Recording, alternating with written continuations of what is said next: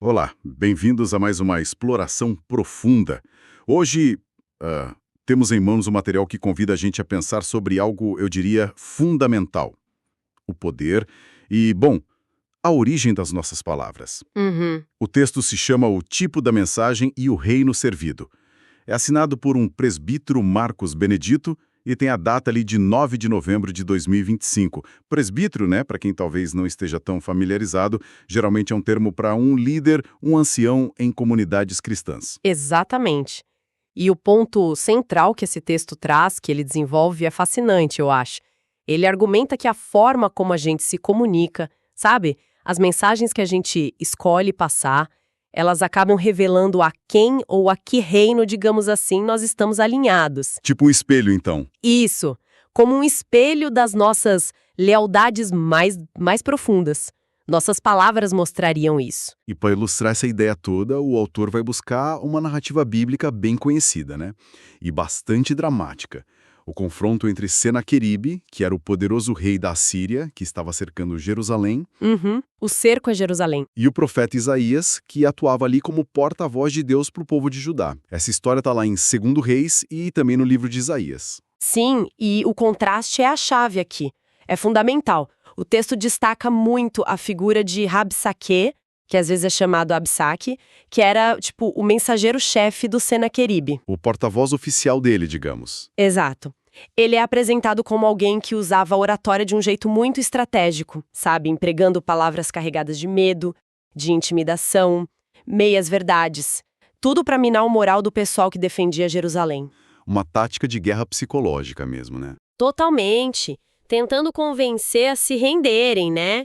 Falando da fome, da suposta fraqueza do Deus deles, comparando com o poder assírio. Era uma comunicação claramente a serviço da conquista, da dominação. Certo. E do outro lado? Do outro lado, a gente tem Isaías. O texto coloca ele como o oposto total.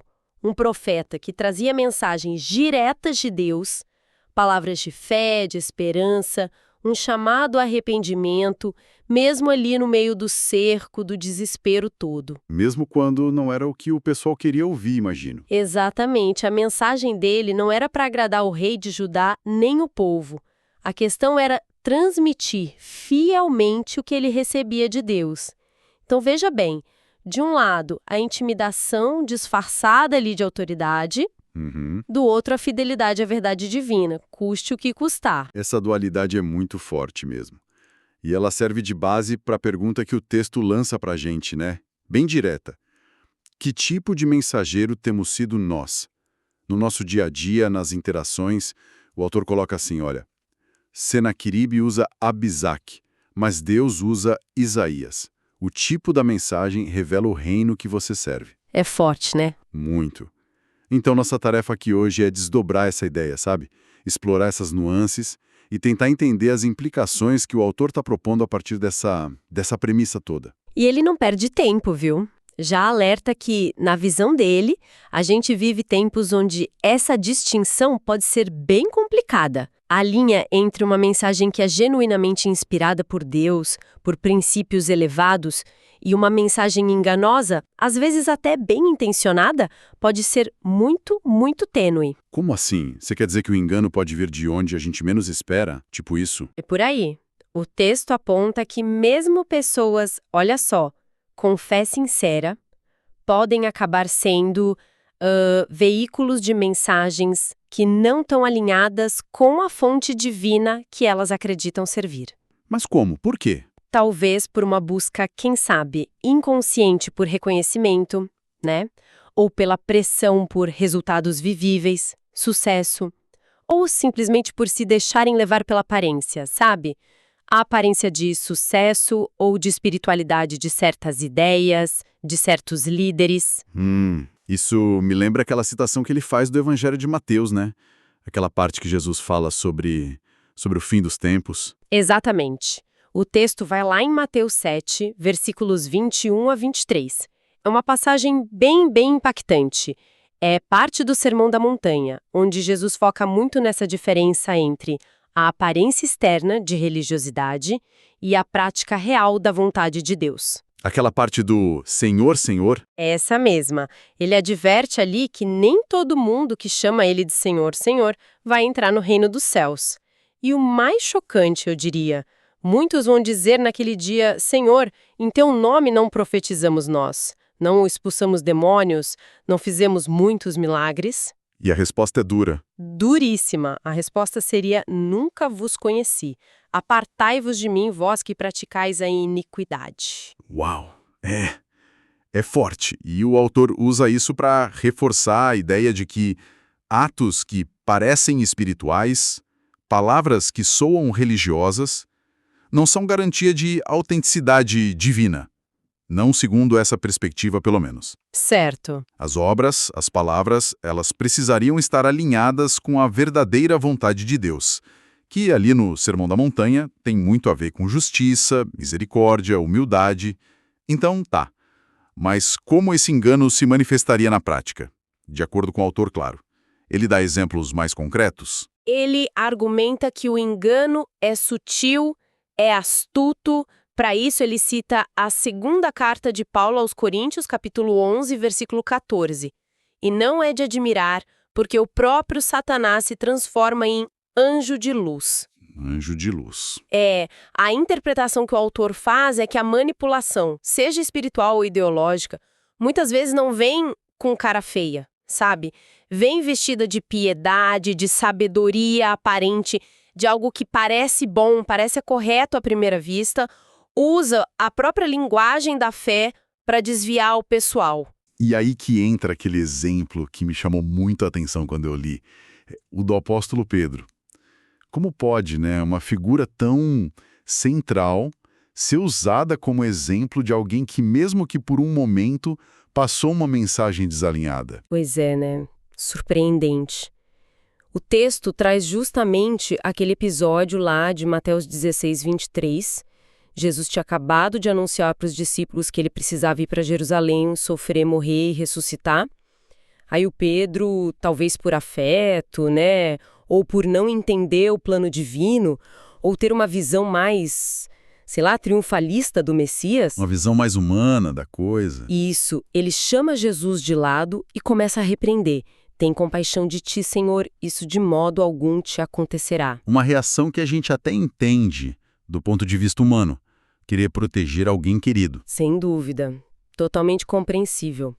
Mas a resposta de Jesus nossa, é surpreendentemente áspera. Arreda, Satanás, tu és para mim pedra de tropeço, porque não cogitas das coisas de Deus, e sim das dos homens. Direto assim. Muito direto. E o autor usa isso para ilustrar o ponto principal dele.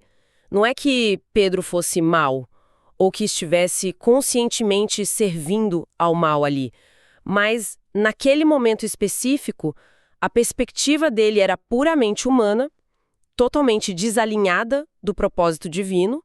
Entendi. E por isso a mensagem dele, mesmo que tenha nascido de um bom sentimento aparente, se tornou um obstáculo, uma pedra de tropeço para o plano de Deus. Ele virou, sem querer, um porta-voz de uma visão que se opunha à vontade divina. Isso amplia bastante o alerta do texto, né? Não é só sobre identificar mentirosos de propósito, mas reconhecer que qualquer um, mesmo com boa intenção, pode acabar passando mensagens que servem a propósitos contrários aos que a pessoa diz ter. Se não tiver vigilância, se não tiver discernimento, a fonte da mensagem importa tanto quanto o conteúdo em si. Exatamente. O ponto crucial que o autor levanta não é ficar julgando a pessoa, mas sim a origem e o impacto da mensagem. Ele bate muito na tecla da necessidade constante de discernimento, de ter uma capacidade de avaliar não só as palavras, mas o espírito por trás delas, sabe? A intenção, a fonte real daquilo. Ok. Se o risco é tão sutil assim e pode afetar até os mais próximos, como é que se desenvolve esse tal discernimento? O texto dá alguma pista mais prática? Alguma orientação? Dá sim. Ele se apoia em outras passagens bíblicas para isso, cita a primeira carta de João, capítulo 4, versículo 1. Amados, não deis crédito a qualquer espírito, antes provai os espíritos se procedem de Deus, porque muitos falsos profetas têm saído pelo mundo afora. A palavra-chave aqui é provai, testar. Testar como? Qual seria o critério para esse teste? A régua, digamos assim. O texto sugere que esse teste acontece principalmente pela confrontação com a palavra de Deus, com a Bíblia, e pela busca de orientação em oração.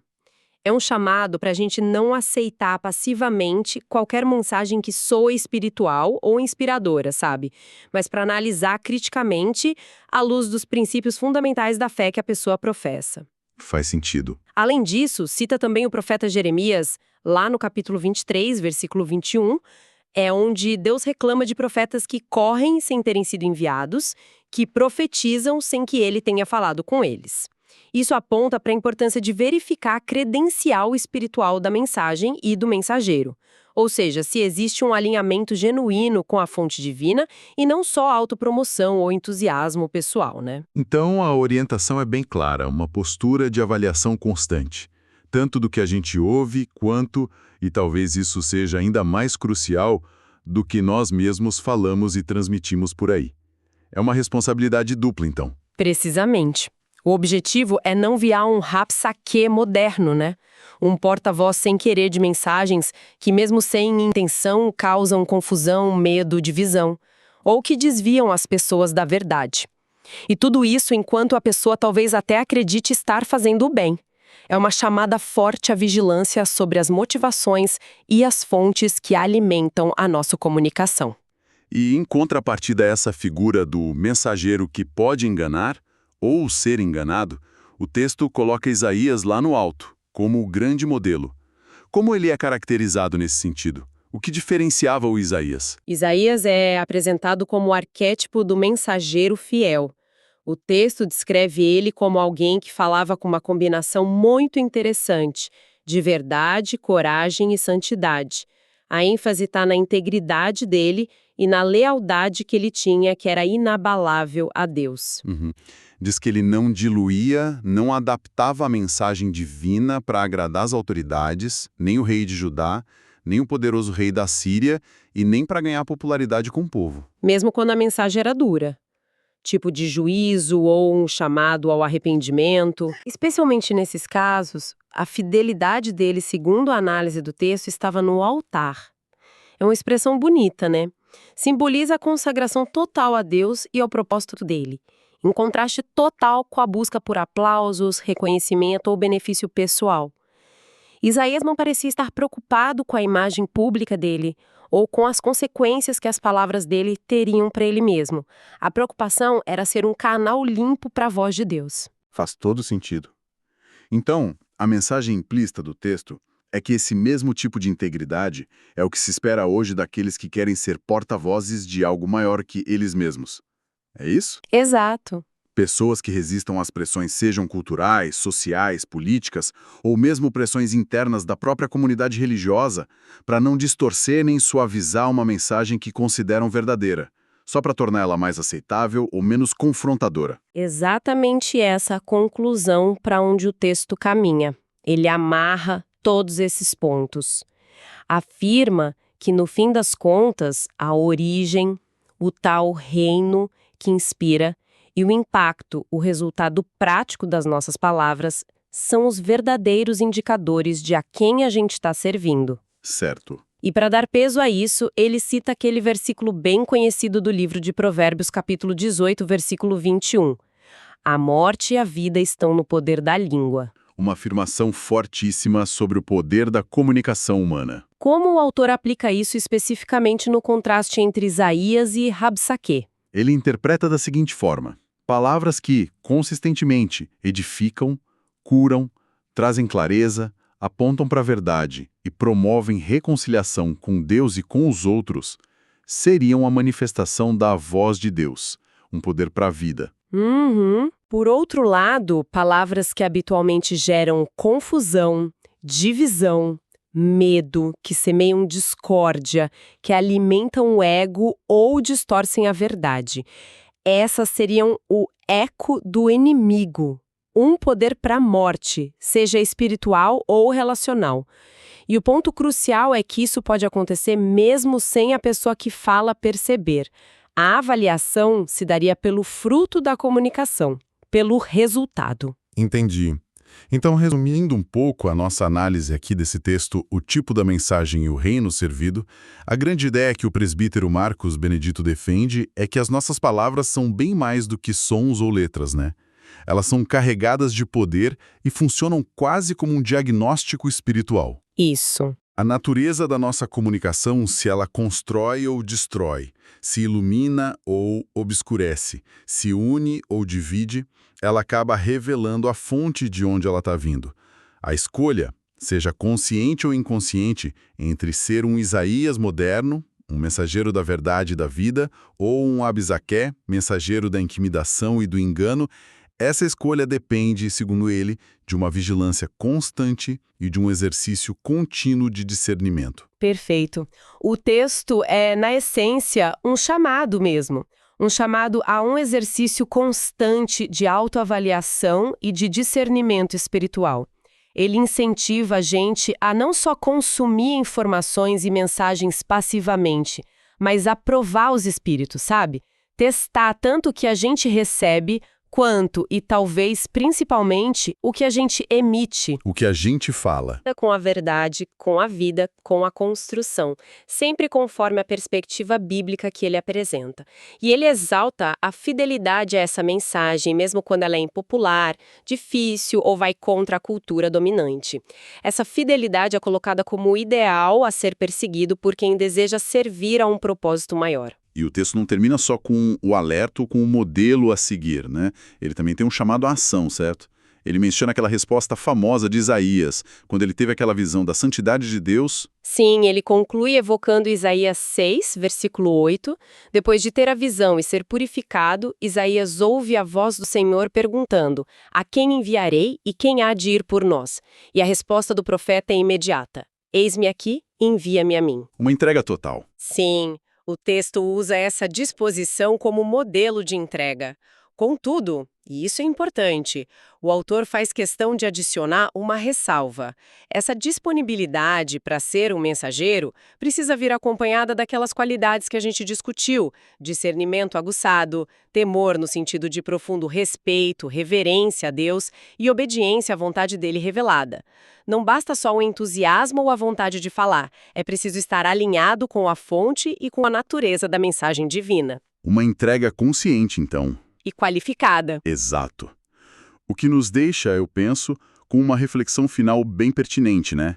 Inspirada diretamente pela fonte que a gente analisou e por aquela citação de Provérbios sobre a vida e a morte estarem no poder da língua. Uhum. Se isso é verdade, se o engano pode ser tão sutil e as consequências tão sérias, como é que a gente pode, na prática do nosso dia a dia, nas conversas em família, no trabalho, nas redes sociais, em cada interação nossa, como é que a gente pode cultivar ativamente a consciência e o discernimento necessários? Boa pergunta. Como é que a gente pode garantir que a nossa comunicação sirva consistentemente à vida, à edificação, à clareza, à verdade, em vez de, mesmo sem querer, a gente acabar ecoando mensagens que ferem, que dividem ou que enganam? Fica essa questão sobre a imensa responsabilidade que a gente carrega cada vez que a gente abre a boca ou digita uma mensagem, sabe? E o impacto real que isso tem no mundo ao nosso redor.